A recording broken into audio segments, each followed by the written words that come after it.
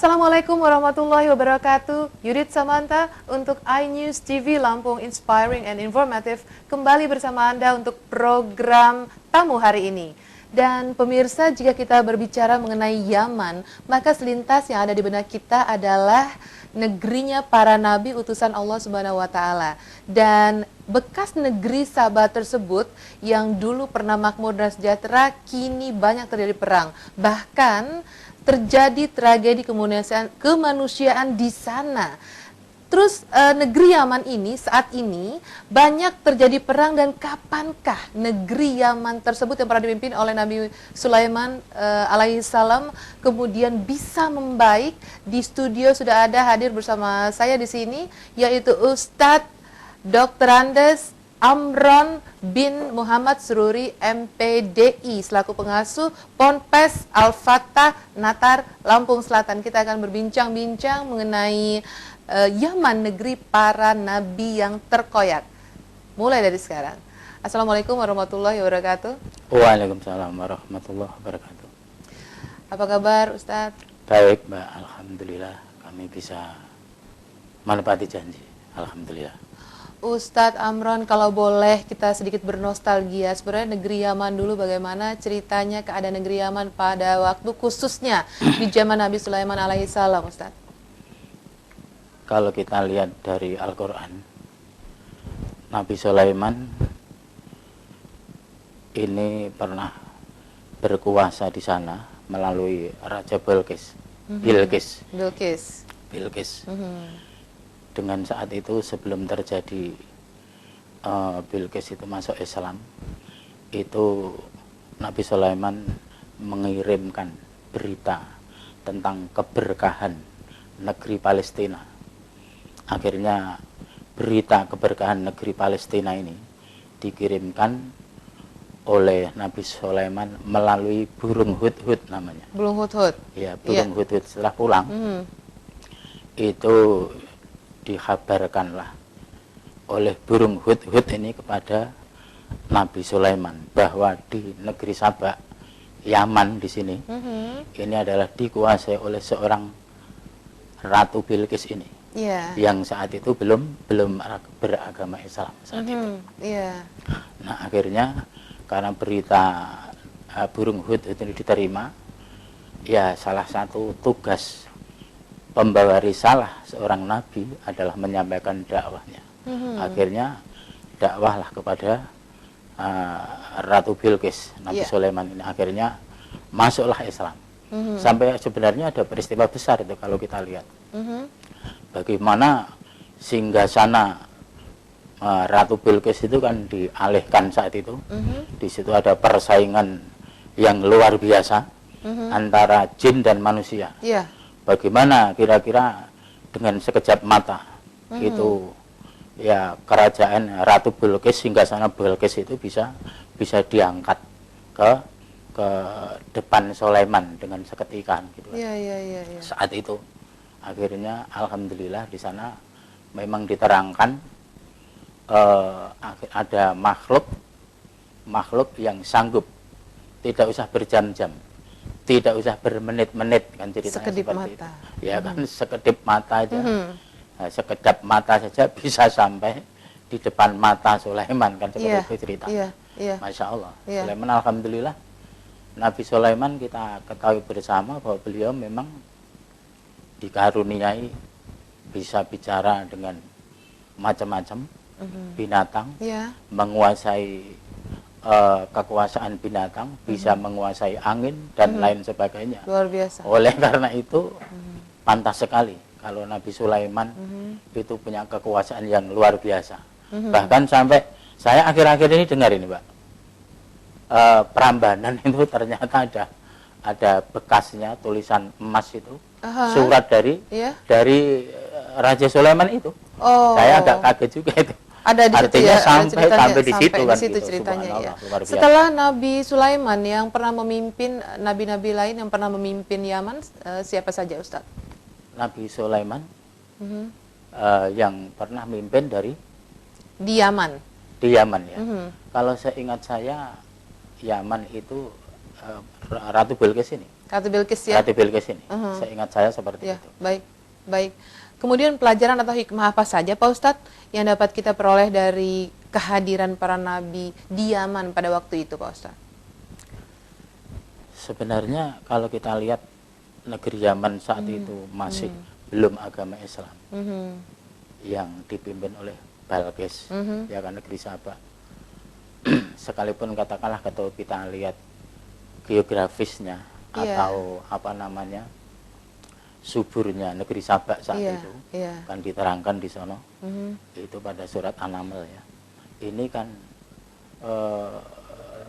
siapa orang yang pergi ke ladang, itu kan tempatnya di lembah di antara dua gunung, Sabak itu ya.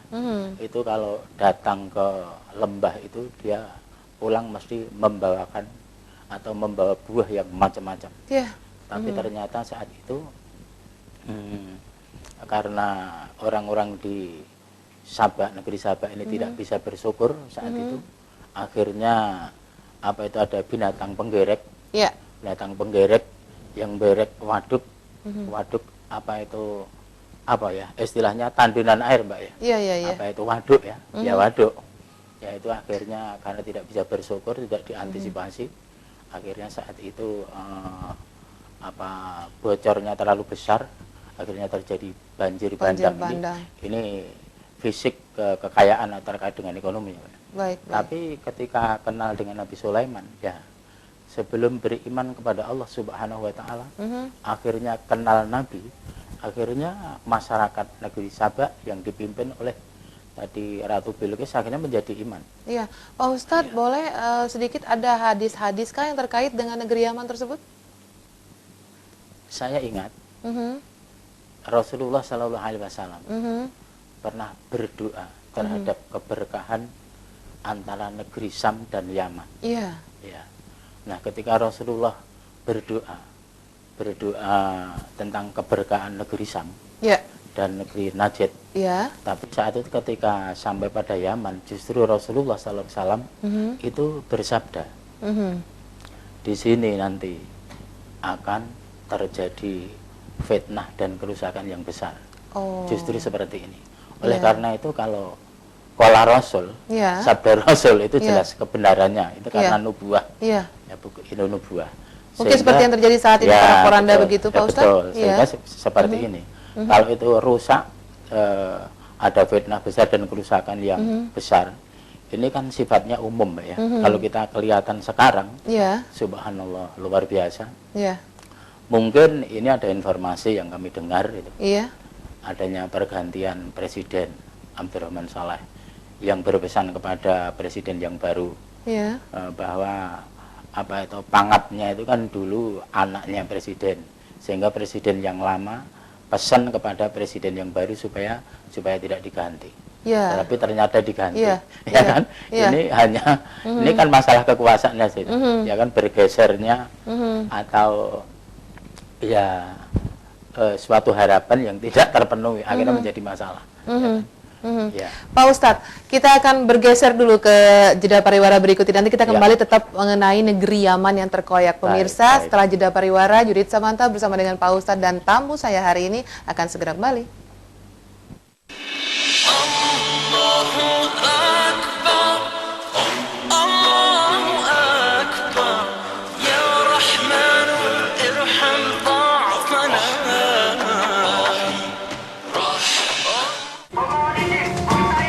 Permasalahan yang terjadi di sekitar Lampung.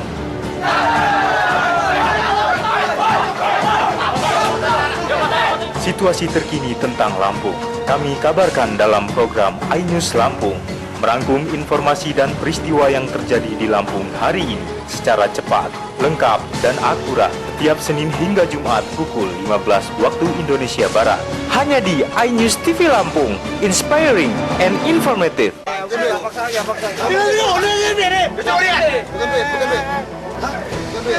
Waspadalah, kejahatan bisa terjadi kapan dan di mana saja. Tindakan kriminal yang tak terduga.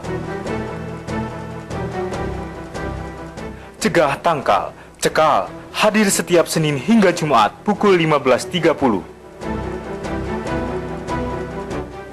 hanya di iNews TV Lampung, inspiring and informative. Kehadiran mereka selalu ditunggu. Keseruan yang selalu mereka ciptakan di Lampung.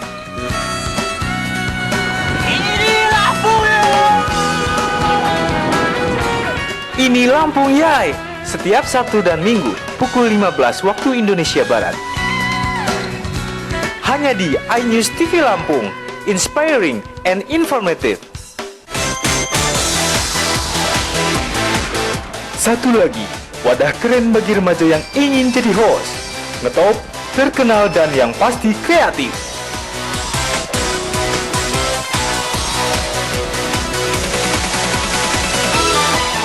Saksikan ALTV 16 setiap hari Sabtu dan Minggu pukul 16 waktu Indonesia Barat. Hanya di iNews TV Lampung, inspiring and informative.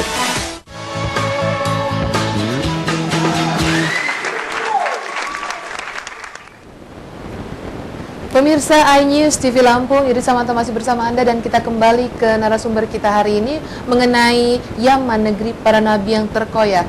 Dan di studio hari ini sudah ada juga Bapak Nur Hadi selaku Kabiro Mi'raj Islamic News Agensi Lampung yang biasa selaku Kepala Biro Kantor Berita Mina Lampung yang setiap saat bisa berkomunikasi dengan sejumlah masyarakat Indonesia yang bermukim di Yaman. Saya ke Pak Nur Hadis dulu. Assalamualaikum warahmatullahi wabarakatuh, Pak Nur Hadis. Waalaikumsalam. Apakah sehat hari ini? Alhamdulillah sehat. Sering melakukan komunikasi terus dengan keadaan ataupun masyarakat di Yaman Ya, sampai kita dengan terus, saat ini? Terus kontak terutama dengan warga Indonesia di Yaman, perkembangan mereka termasuk kepulangan beberapa warga Indonesia terutama pelajar dari Yaman untuk Indonesia karena situasi di sana yang tidak memungkinkan. Bahkan terakhir tadi kami juga kontak ke teman-teman juga kepada alumni-alumni Yaman yang memang sudah dahulu pulang ke Indonesia gitu. Ya, apakah di Yaman pada saat ini monitor terakhir dari Pak Nur Hadid sudahkah pulang ke Indonesia semua atau masih ada yang tetap bermukim bertinggal di sana? Ya, masih ada beberapa warga negara Indonesia yang masih bertahan di sana karena ada di antara mereka yang karena tidak semua tempat menurut mereka sudah berada di tempat yang aman di Yaman. Kemudian ada juga yang memang menikah dengan warga sana kemudian jadi warga negara sana. Jadi warga negara sana jadi memutuskan untuk tetap tinggal di sana hanya mengungsi ke daerah yang lebih aman. Gitu. Tapi sejauh ini di luar dari konteks yang tadi barusan disebutkan menikah menjadi warga negara, mahasiswa kita sudah pada kembali ke Indonesia begitu? Iya ya, sudah ada yang dievakuasi, ada yang memutuskan untuk pulang gitu ya, tapi memang masih ada yang tetap tinggal di sana. Baik. Saya ke Ustadz Amron kembali. Ustadz, pernah tinggal di Yaman selama 4 bulan? Enggak. Belum. Oh, belum. Jadi pernah. begini, mungkin maaf saya terangkan. Iya, oke. Ketika saya SMS-an sama Pak Nur Islam, itu tanya soal mahasiswa apakah sudah semuanya pulang ke Indonesia, kira-kira begitu. Ada yang sudah tapi kembali ke sana. Tapi kalau peserta daurah, peserta daurah itu rata-rata sudah pulang semuanya karena program daurah itu sudah berakhir. Iya. Sejak 2008-2009 saat itu. Nah itu, jadi program daurah ini dilakukan atau dilaksanakan 3-4 bulan. Itu bertahap memang. Baik. Kami termasuk program daurah salis atau ketiga. Karena saat itu di Yaman tidak aman, maka akhirnya dilaksanakan itu di Depok, Pak. Oh, di Depok, daurah itu seharusnya di Yaman, iya, tapi akhirnya dilaksanakan. Iya, Ustadz, jika yang terjadi Yaman saat ini, kalau menurut Ustadz sendiri itu di penyebab utamanya itu apa? Kalau saya, maaf saja, saya cenderung kepada Quran, Pak. Iya. Surat Al-Baqarah 122. Iya. Kalau menurut saya, negeri Yaman, antara Yaman dan Syam itu kan strategis sekali, strategis sekali sebenarnya.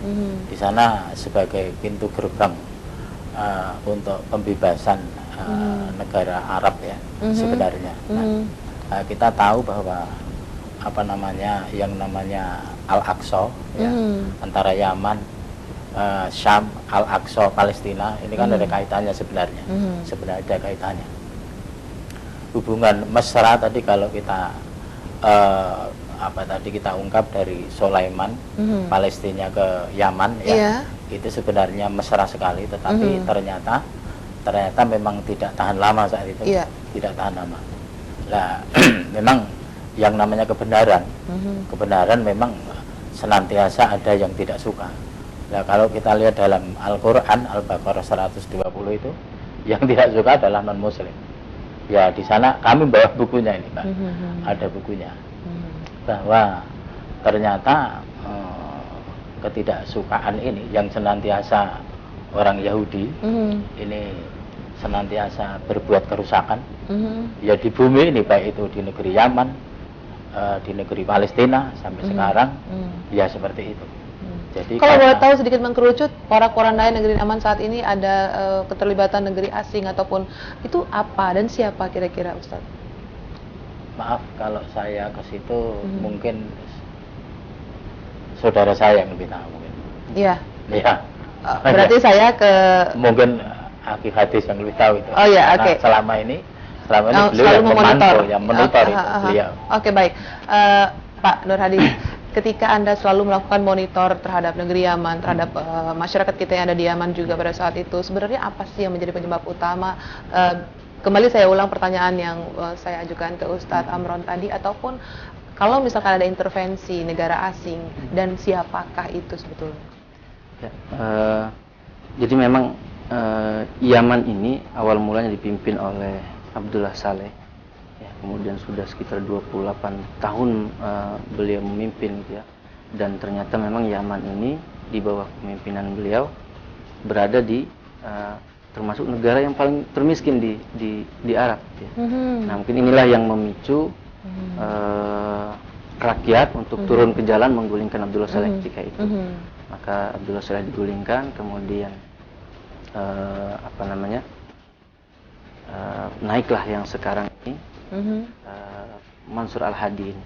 Gitu. Memang kalau kita lihat ada peran Houthi di sana yang menurut mereka ini adalah pemberontak ya, pemberontak yang ingin memisahkan, punya sekaligus ini bisa dikomentari sedikit? Iya.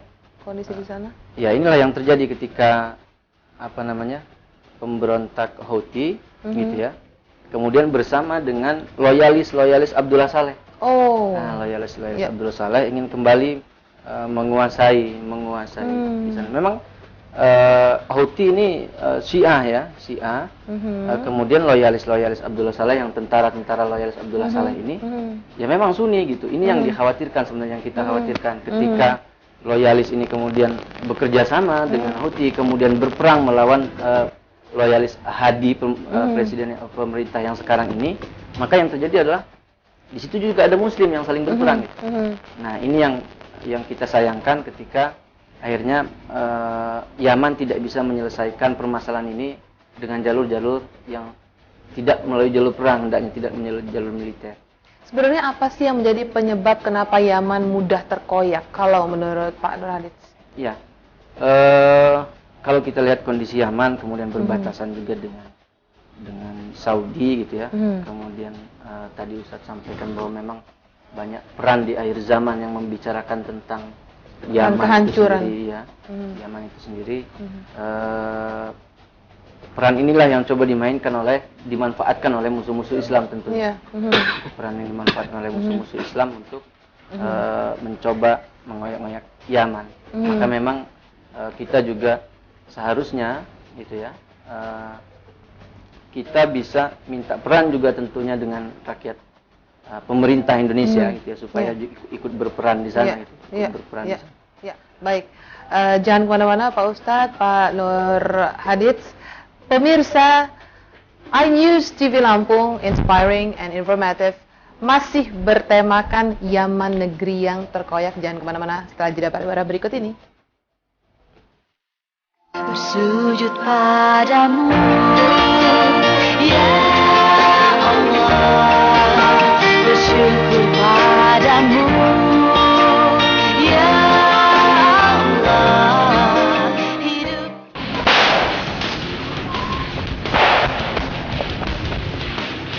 Temani akhir pekan Anda dengan berita kriminal yang terjadi selama 1 pekan. Cekal akhir pekan, setiap Sabtu hingga Minggu pukul 15.30 waktu Indonesia Barat.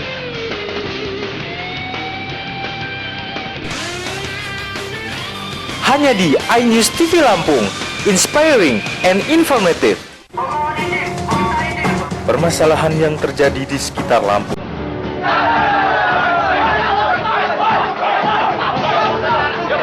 Situasi terkini tentang Lampung, kami kabarkan dalam program iNews Lampung, merangkum informasi dan peristiwa yang terjadi di Lampung hari ini secara cepat, lengkap, dan akurat setiap Senin hingga Jumat pukul 15 waktu Indonesia Barat. Hanya di iNews TV Lampung, inspiring and informative. Satu lagi, wadah keren bagi remaja yang ingin jadi host, ngetop, terkenal, dan yang pasti kreatif.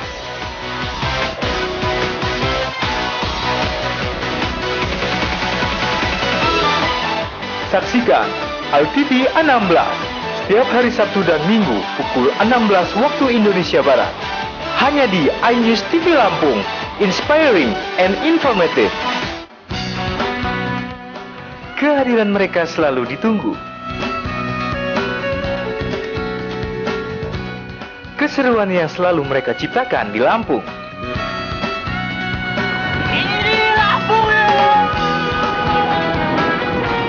Ini Lampung Yai, setiap Sabtu dan Minggu pukul 15 waktu Indonesia Barat. Hanya di iNews TV Lampung, inspiring and informative.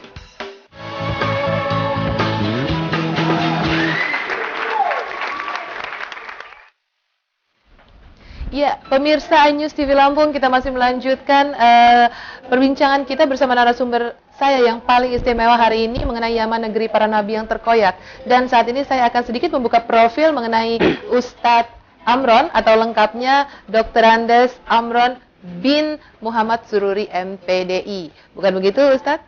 Iya, Pak. Ustadz Amron.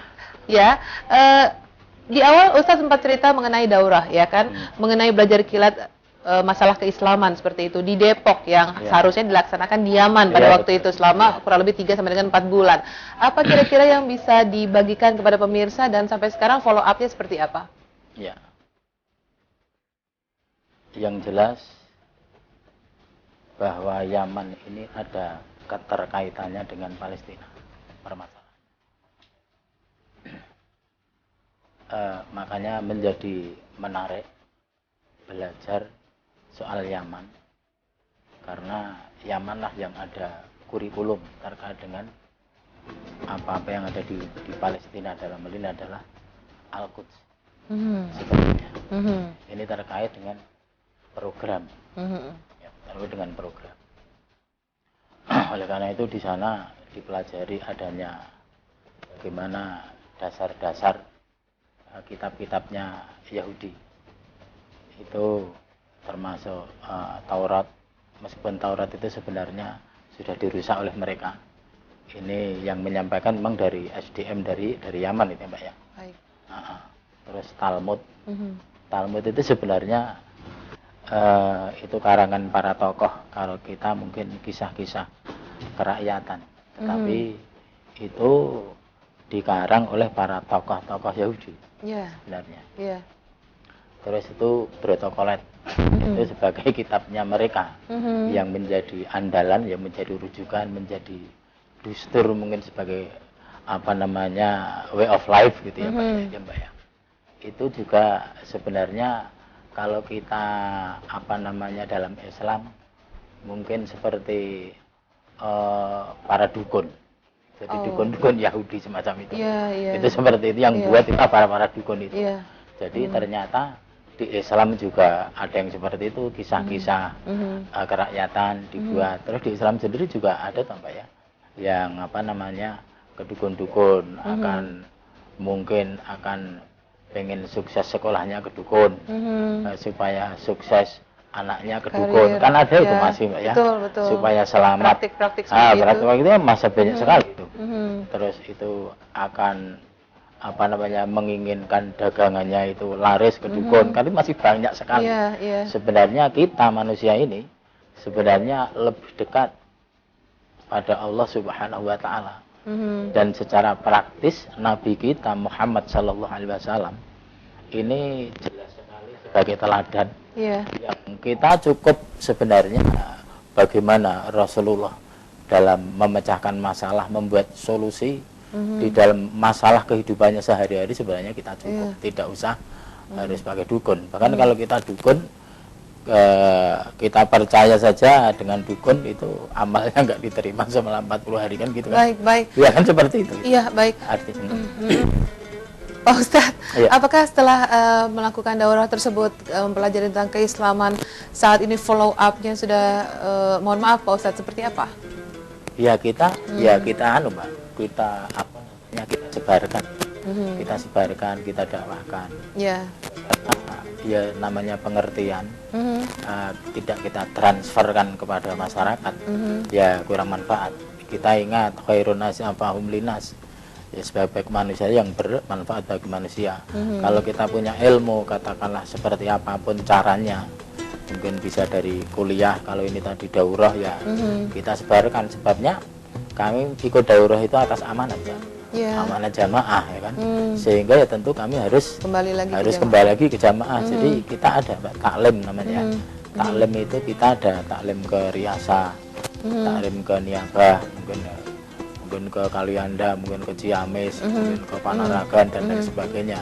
Jika itu diperlukan, ya di program itulah kita sampaikan. Di samping juga dinatar kepada anak-anak, baik lewat di kelas-kelas maupun itu di taklim markas, itu kita sampaikan supaya merata gitu. Itu follow up-nya seperti itu. Sudah dilakukan selalu dakwah-dakwah gitu ya. Betul, Ustadz Amron, selain sebagai pengasuh Ponpes Al-Fatah Natar, kegiatan Ustadz kalau boleh tahu apa lagi aktivitas-aktivitasnya selain dakwah mungkin? Selain dakwah kami atau masih touring terus dakwah di berbagai tempat gitu?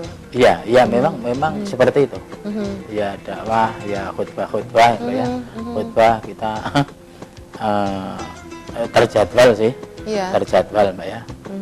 Khutbah itu di mana-mana, di riasah-riasah itulah. Kalau di pemerintah itu mungkin kecamatan Mbak, kecamatan. Kalau di jamaah itu kan wilayah itu lebih luas daripada provinsi Pak. Di jamaah itu wilayah Lampung, itu bisa 2 provinsi Lampung. Jadi umatnya itu, sehingga di bawah apa namanya wilayah itu kan ada Niabah. Kalau pemerintah itu kabupaten, nah di bawah Niabah itu ada Riasah, mungkin itu kecamatan. Kalau pemerintah, nah itu tugasnya ya terus melakukan taklim seperti itu, seperti itu. Di samping kami ada jadwal ngajar Mbak ya, di Aliyah itu. Di Aliyah kami di jadwal ngajar. Sekarang kelas 3 Aliyah. Iya. Baik. Ya seperti itu. Baik. Ya. Pak Ustadz Amron, sebelum menjadi pengasuh Ponpes Al-Fatah di Natar tersebut, ada kegiatan yang dilakukan sebelum itu apa? Oh kami dulu Pak. Dulunya. Oh dulu pernah. Kami memang seorang aktivis sih. Seorang aktivis masjid saya itu. Seorang aktivis masjid, juga kampus. Ya sehingga kami soal agama ini dapat dari itu Pak. Dari kegiatan itu, aktivis masjid, aktivis kampus gitu ya. Nah, sebenarnya kalau kita lihat, maaf, kuliah saya contoh S1-nya itu saya bukan di IAIN itu Pak. Di mana Ustaz? Saya dulu di UNS. Di 11 Maret. Sebenarnya. Iya, jadi tetapi karena aktifnya itu di masjid, sehingga kami ya dipakai di masjid Pak. Suruh ngimamin, suruh apa itu jadi khotib seperti itu. Nah, sekarang saja kami karena di sana ada kampus Mbak ya. Al-Fatah kan pendidikan kampus ini. Ya kami kemarin baru saya terima kemarin Kak Hadis. Itu kami termasuk pengurusnya itu kampus pendidikan tinggi Abdullah bin Mas'ud online. Itu kita punya internasional itu Mbak. Kami masuk dalam kepengurusan kemahasiswaan itu seperti itu Mbak ya. Terus kami juga aktif di dalam koperasi. Koperasi saya sebagai dai di dalam koperasi. Iya. Pernah kami aktif dalam dai terpadu itu di kabupaten ya seperti itu. Memang kami Subhanallah banyak sekali Ya, kegiatan seperti aktivitas itu, Mbak. Pak Ustadz Amron Iya, ya. Mbak. Pak Ustadz kalau sampai dengan sekarang putra-putri Pak Ustadz Amron ada berapa? anak kami 5 Mbak. Dan 5. sudah pada kuliah semua? Bisa diceritakan? Kuliah itu yang sebentar lagi insya Allah rencananya dia September wisuda. Itu yang nomor 1 di Unila jurusan bahasa Indonesia Mbak.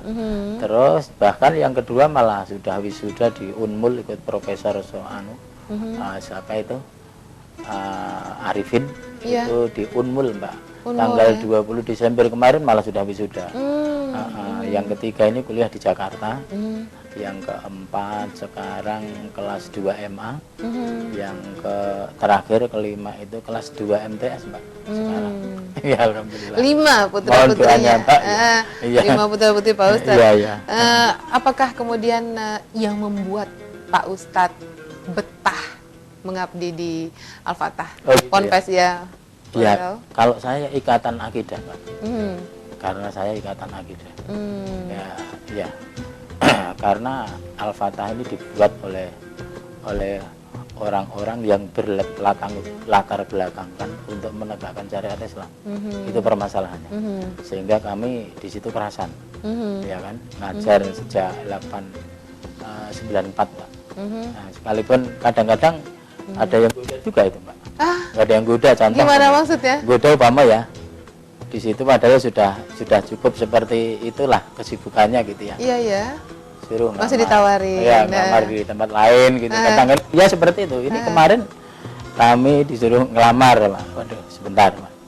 Untuk tenaga Mikir-mikir dulu. pengajar. Saya khawatir Pak. Baik. Khawatir ya ketika saya ngelamar gitu, tetapi akhirnya saya bisa melaksanakan itu kan ya dosa lah menurut saya itu. Baik. Itu Pak. karena sibuk gitu loh Pak. Itu kan gak enak. Baik Pak Ustadz. Ternyata memang hidup adalah pilihan yang mana kita Iya, akan betul, mengabdi dan di betul. mana kita harus Iya. mempersembahkan ilmu Iya, kita betul, ya siapa. betul. Pak Ustadz dan Pak Nur Hadis jangan kemana-mana, pemirsa kami akan kembali setelah jeda pariwara berikut ini. Bila mungkin ada luka, coba tersenyumlah. Bila mungkin tawa, coba bersabarlah. Karena air mata tak abadi.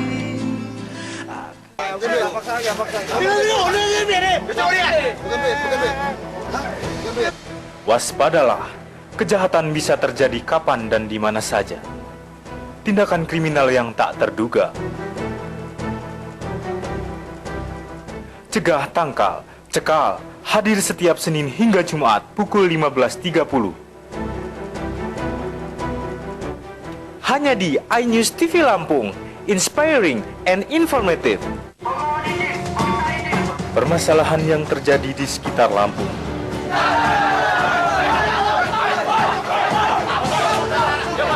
Situasi terkini tentang Lampung, kami kabarkan dalam program iNews Lampung.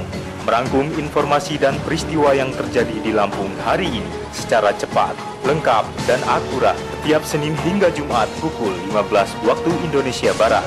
Hanya di iNews TV Lampung, inspiring and informative. Satu lagi, wadah keren bagi remaja yang ingin jadi host. Ngetop, terkenal, dan yang pasti kreatif.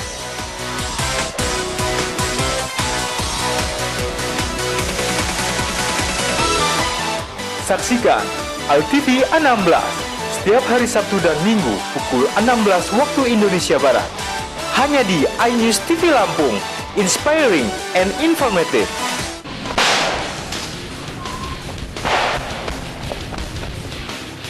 Temani akhir pekan Anda dengan berita kriminal yang terjadi selama 1 pekan. Cekal akhir pekan setiap Sabtu hingga Minggu pukul 15.30 waktu Indonesia Barat.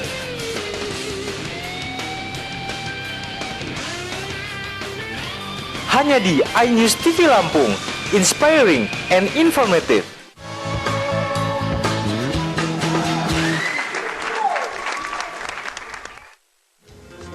Ya, pemirsa iNews TV Lampung Inspiring and Informative, Yudit Samanta kembali dengan narasumber kita yang paling istimewa hari ini. Kembali ke Pak Nur Hadis. Pak Nur Hadis selaku Kepala Biro Kantor Mina, itu Mi'raj Islamic News Agency Sumatera ya, untuk Sumatera. Sebenarnya apa sih, bisa ceritakan sedikit kantor berita Mina tersebut? Ini merupakan kantor berita Islam. Dibentuk ketika hasil dari konferensi Al-Quds dan Palestina di Bandung. Umat Islam selama ini kan selalu distigmakan negatif oleh media-media, terutama media-media barat.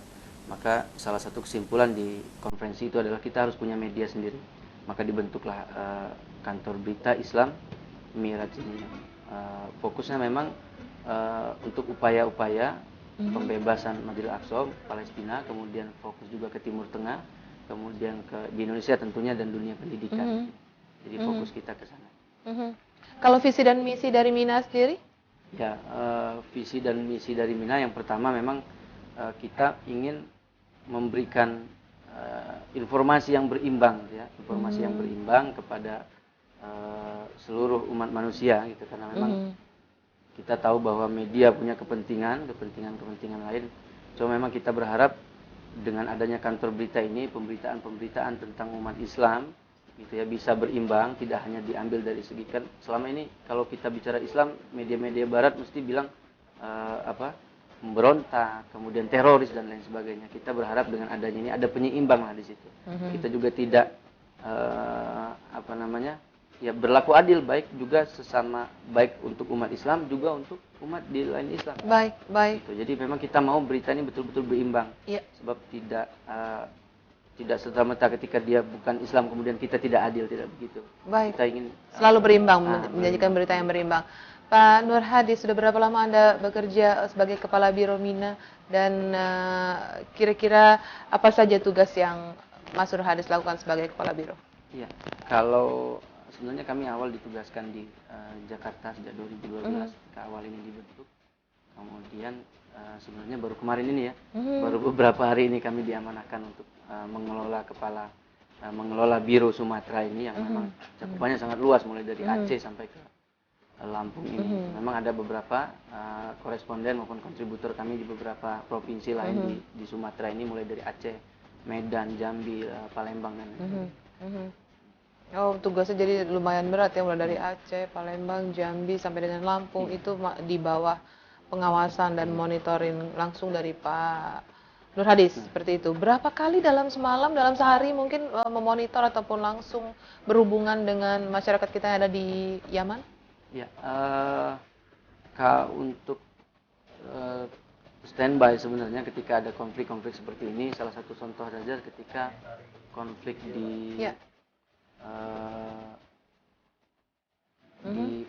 Palestina, di Gaza Palestina itu bisa satu minggu itu full kita begadang. Ini bisa sambil dikomentari? Ya, ini website kita, website Mina, Mi'raj Islamic News Agency ya.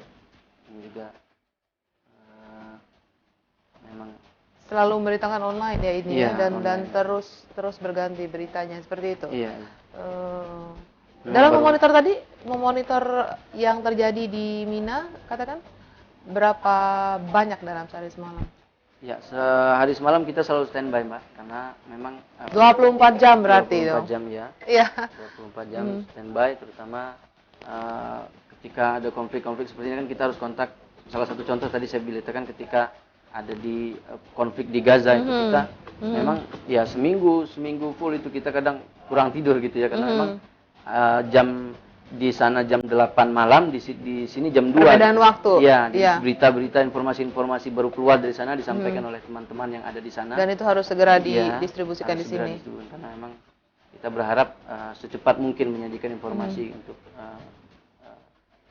yang pembaca ya gitu. Iya. Pak Nur Hadis, dengan berita yang terjadi saat ini mengenai pemblokiran situs-situs Islam, ada kurang lebih 16 atau lebih ya pemblokiran situs Islam itu, kalau menurut komentar dari Pak Nur Hadis sendiri seperti apa? Ya.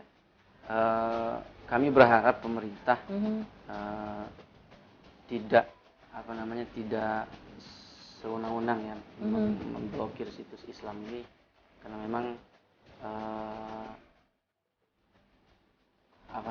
media-media Islam ini juga berkontribusi besar gitu ya. Baik. Media Islam berkontribusi Baik. besar. Baik. Mungkin kita perlu lihat juga gitu ya, apakah diteliti terlebih dahulu lah konten-kontennya gitu. Jangan itu kan tidak semua media-media Islam seperti itu gitu ya. Nah, jadi kami berharap ini juga tentunya jadi harapan kita dengan adanya permasalahan ini gitu. Media-media Islam ini bisa bersatu gitu ya.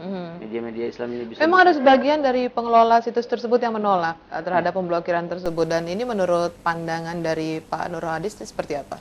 Ya, menurut saya Harus diteliti oleh pemerintah? iya, seharusnya pemerintah gitu ya, melalui Menkominfo. Ini kan Menkominfo menerima informasi dari BNPT. Kalau BNPT bilang mereka dapat Ada unsur radikal seperti itu, Ah, disinyalir. Iya, disinyalir ada unsur radikal. Ini kan seharusnya diteliti terlebih dahulu gitu kan. Mungkin harus ada, ini kan tidak ada pemberitahuan dan lain sebagainya, langsung saja diblokir.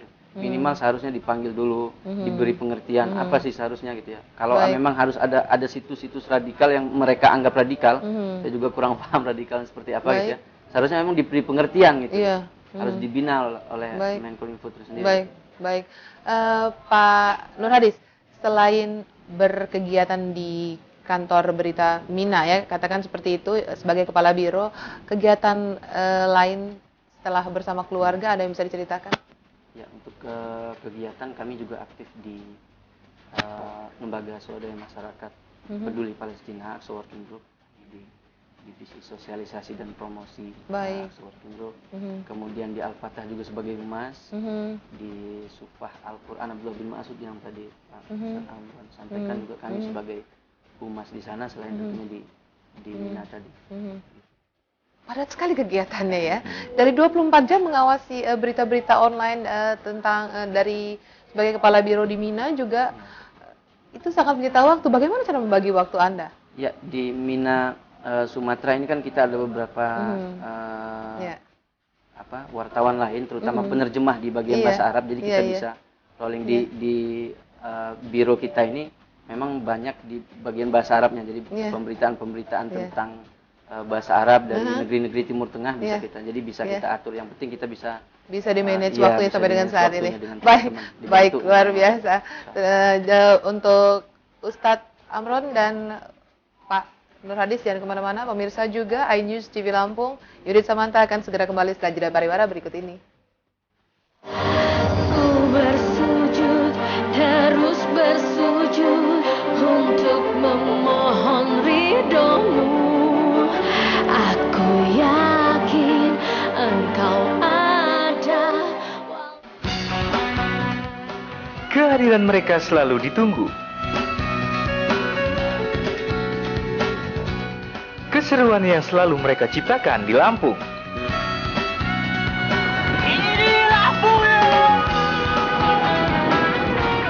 Ini Lampung Yai, setiap Sabtu dan Minggu pukul 15 waktu Indonesia Barat. Hanya di iNews TV Lampung, inspiring and informative.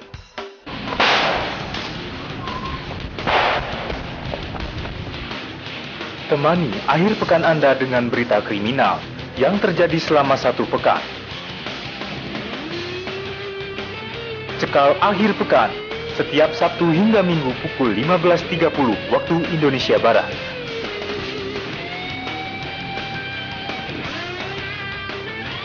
Hanya di iNews TV Lampung, inspiring and informative. Permasalahan yang terjadi di sekitar Lampung.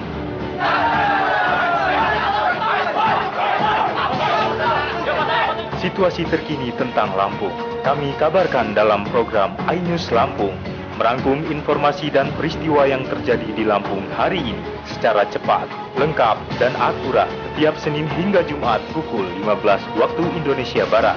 Hanya di iNews TV Lampung, inspiring and informative.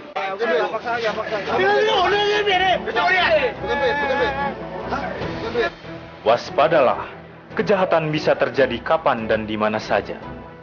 Tindakan kriminal yang tak terduga. Cegah tangkal, cekal, hadir setiap Senin hingga Jumat pukul 15.30. Hanya di iNews TV Lampung, inspiring and informative.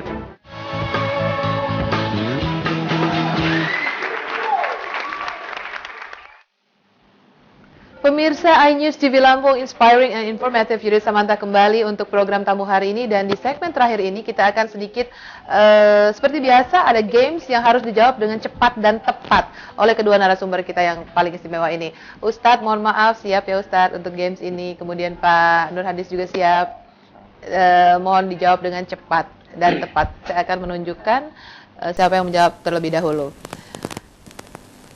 Bismillahirrahmanirrahim. Nabi Sulaiman alaihissalam. Nabi Sulaiman alaihissalam ini yang dakwah kepada Ratu Bilqis. Yang dapat pada Ratu Bilqis. Ratu Bilqis. Ratu Bilqis itu adalah ratu ada di Yaman, negeri Sabah. ya, atau yang punya kerajaan yang di bawahnya di Istana Kaca. Baik, kalau negeri Sabah? Negeri Sabah mungkin Ustaz Amran bisa jelaskan. Ya, negeri Sabah ini sebenarnya negeri yang ada di Yaman, ya, yang tempatnya Ratu Bilqis itu. Baik, negeri Sabah atau negeri Yaman? Itu negeri Sabah. Iya. Ya, itu kan tempatnya di Yaman. Baik, Iya. silakan. Iya. Ya, negeri Sabah. Baik, Yaman bergejolak. Yaman bergejolak ini karena tadi kalau diterangkan ahli hadis tadi rupanya karena kemiskinan yang melanda tadi. Pak Nur Hadis. Kita berharap dengan adanya permasalahan-permasalahan terutama di Yaman, umat Islam bisa segera bersatu. Ya, ukhuwah Islamiyah. Bagus, ukhuwah Islamiyah ini hanya bisa diciptakan oleh khilafah. Ya, Ukhuwah Islamiyah, semua umat Islam harus husnuzon gitu ya, tidak berbaik sangka terhadap sesama umat Islam. Yaman atau Palestina? Palestina dan Yaman. Pertanyaan sama? Ya, Yaman atau Palestina? Bangsa kemerdekaan bangsa Palestina? Kemerdekaan bangsa Palestina, silakan. Oke. Ya, Palestina insya Allah dalam waktu dekat akan segera merdeka gitu ya, dengan kembalinya Masjid Al-Aqsa kepada umat Islam. Pak Ustadz. Oke, insya Allah Palestina akan dimerdekakan oleh khilafah. Pak Ustadz, Amerika Serikat atau Israel? Ini yang mendukung, duanya saling mendukung. Tidak keduanya. Zionis Yahudi? Zionis ini organisasi Yahudi. Ya, mereka lah yang punya peran menggiring seluruh orang-orang Yahudi untuk menguasai kembali Palestina. Ini cukup sedikit berdebar ya. Jadi tidak keduanya, Amerika atau Israel. Baik, saya sedikit lagi ke Pak Nur Hadis. Setelah dipulangkan kemudian oleh pemerintah, beberapa masyarakat kita yang ada di Yaman, kemudian ada beberapa juga yang berada di daerah aman juga sudah siap mendaftarkan diri untuk kembali untuk pulang. Dikhawatirkan itu daerah juga ikut porak-poranda seperti itu. Apakah sudah dapat kabar ketika mereka pulang setahun, 2 tahun katakan, atau 6 bulan, 8 bulan katakan yang belum tepat, ketika mereka kembali lagi kuliah lagi di sana, apakah sudah mendapat jaminan dari pemerintah? Ya, kita berharap pemerintah juga membiayai kepulangan mereka ya, karena memang banyak di Yaman itu adalah pelajar-pelajar kita yang sedang menuntut ilmu di sana gitu. Jadi kami berharap tidak hanya kita sama-sama berharap tidak hanya dikembalikan ke sini, tapi juga ketika nanti sudah aman, pemerintah juga punya tanggung jawab untuk membawa mereka kembali ke sana. Begitu. Ya, konflik di Yaman saat ini yang sedang terjadi kira-kira akan seperti apa negara Yaman yang akan datang? Ya, kita selalu berharap akan ada kedamaian di sana gitu ya. Pemerintah sebenarnya Saudi bisa berperan di sini gitu ya. Saudi bisa sangat berperan di sini untuk mendamaikan konflik dalam negeri ini gitu. Walaupun memang di sana ada kepentingan Syiah di sana dan lain sebagainya, tapi kita berharap ini tidak diselesaikan dengan cara-cara militer gitu, karena ketika loyalis Abdullah Saleh yang bersama dengan Syiah Houthi ini menyerang, di sana kan ada loyalis Abdullah Saleh yang tentunya mereka Islam juga gitu. Ini yang kita harapkan bisa diselesaikan dengan peran Saudi ya, duduk bersama selesaikan permasalahan ini sehingga Yaman bisa berkembang menjadi negara yang lebih baik lah gitu. Pak Ustadz, kita tidak tahu perang di Yaman ini sampai kapan akan terjadi. Dan kalau kalau menurut Pak Ustadz, bagaimana penyelesaian konflik yang terjadi di Yaman saat ini yang sebaiknya? Allah berfirman dalam surat Al-Anfal ayat 73. Iya. Mestinya orang Islam, karena ini urusan orang Islam, kembalinya kepada Quran. Allah Subhanahu wa taala berfirman di sono, innalladzina kafaru ba'duhum awliya'u ba'd illa taf'aluhu takun fitnatil wa fasadun kabir. Orang kafir sebagian dengan yang kafir lainnya itu saling membantu. Jika kamu tidak seperti itu, niscaya akan terjadi fitnah di bumi dan kerusakan yang besar. Itu peringatan Allah jelas. Ya, berada di Al-Quran ya. Iya, betul. Kemudian sedikit saja closing statement karena waktunya sudah mepet sekali, dari Pak Nur Hadis dulu closing statementnya. Ya baik. Singkat saja. Kita umat Islam harus tahu musuh kita sebenarnya siapa gitu. Tapi yang jelas kita harus satukan. Sekarang Palestina dikuasai oleh Israel. Seharusnya kita mengarahkan senjata kita kepada Israel sekarang ini gitu ya, bukan menciptakan konflik antar di dalam negeri kita sendiri masing-masing. Nah, ini yang kita harapkan. Kita berharap Saudi dengan apa namanya rajanya yang baru sekarang ini juga bisa memperhatikan saudara-saudara kita di Palestina gitu ya, tidak hanya di Yaman gitu. Mungkin bukan karena kepentingan politik, tapi betul-betul karena keinginan